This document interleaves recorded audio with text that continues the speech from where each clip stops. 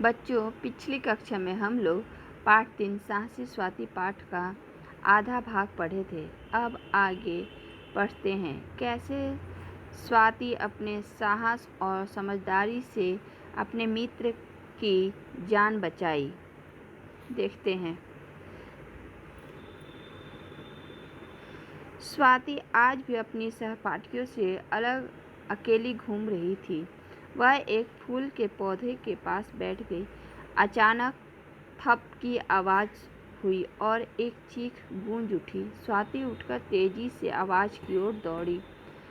स्वाति उस दिन भी अपने मित्रों से अकेली घूम रही थी और एक फूल के पौधे के पास बैठ गई। अचानक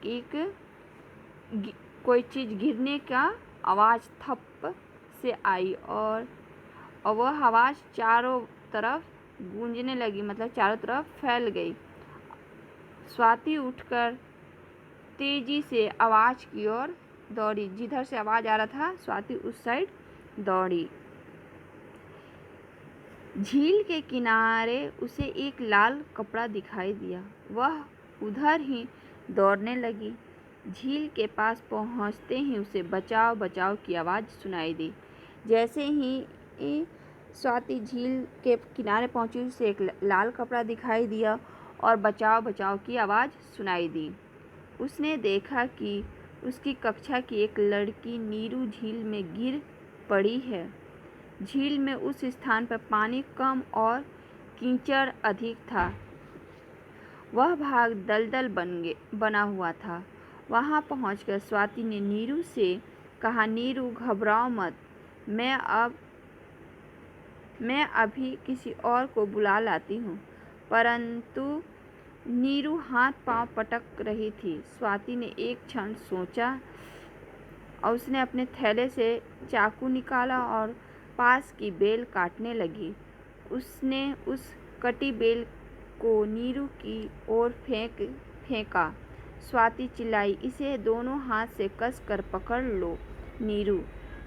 स्वाति वहां पहुंची और नीरू को झील में गिर पड़ा देखकर घबरा गई और उसने सोचा कि किसी को बुला के लेकर आऊं। फिर एक क्षण, मतलब पल भर में फिर सोचा कि जब तक किसी को बुलाने जाऊंगी तब तक तो ये और दलदल में फंस जाएगी। उसने इधर उधर कुछ देखा तो उसे उधर पूरा लती बेल टाइप का फैला हुआ था। उसको अपने चाकू से काटा और नीरू के साइड फेंका और नीरू को चिल्ला के बोली कि इसको जोर से पकड़ लो नीरू। नीरू ने बेल को पकड़ ली। स्वाति उसे अपनी ओर खींचने लगी। इस काम में स्वाति के हाथ जगह जगह से कटने लगे। उसका कुर्ता भी फट गया, परंतु उसने हिम्मत नहीं हारी। जब नीरू ने बेल को पकड़ लिया, स्वाति अब अपनी ओर खींचने लगी और इस काम में स्वाति के हाथ जगह जगह कटने लगे, छिलने लगे।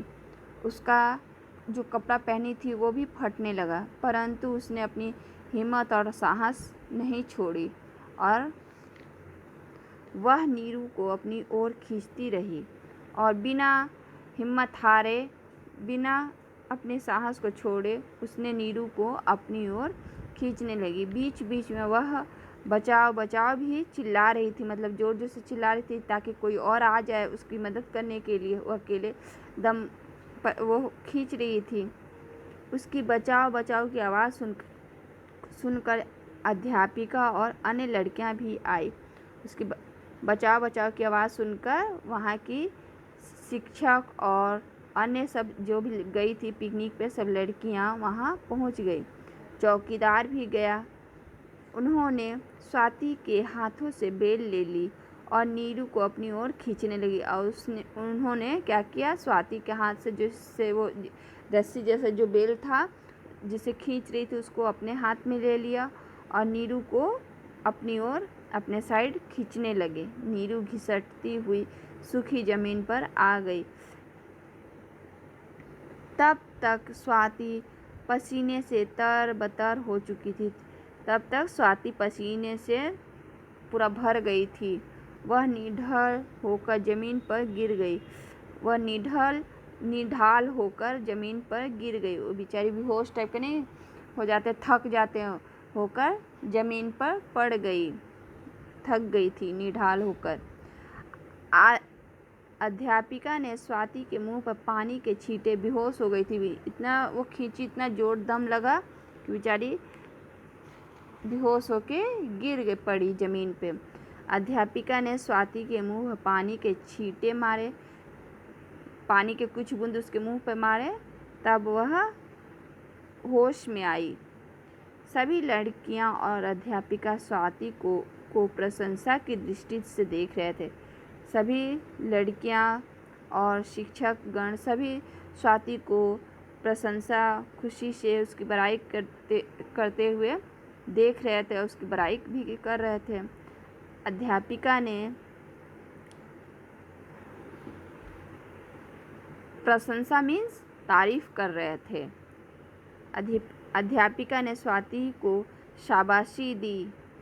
नीरू ने स्वाति को धन्यवाद देते हुए कहा, आज तुम न होती तो मैं अपने प्राणों से हाथ धो बैठती। हम तो तुम्हें घमंडी समझती थी, पर तुम तो सच्ची मित्र निकली। नीरू ने स्वाति को धन्यवाद दिया और कहा, आज तुम नहीं होती तो मैं अपने प्राणों से हाथ धो बैठती, मतलब मैं मर जाती। हम तो तुम्हें घमंडी समझते थे, लेकिन तुम तो एक अच्छी मित्र हो।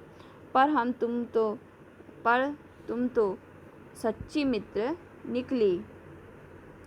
स्वाति ने शर्माते हुए कहा। स्वाति थोड़ी शर्माई और, नहीं ऐसी बात नहीं है, मुझे किसी से बात करने में संकोच होता है, मतलब हिचकिचाहट आता है, जल्दी कोई नहीं ना भूल मिल सकता है, उसी प्रकार उसको भी हिचकिचाहट होती है किसी से पहले नए में किसी से बात करने में।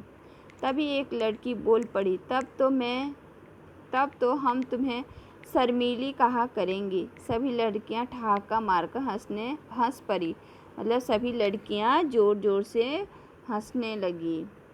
चलो बच्चों, इसका शब्दार्थ देखते हैं।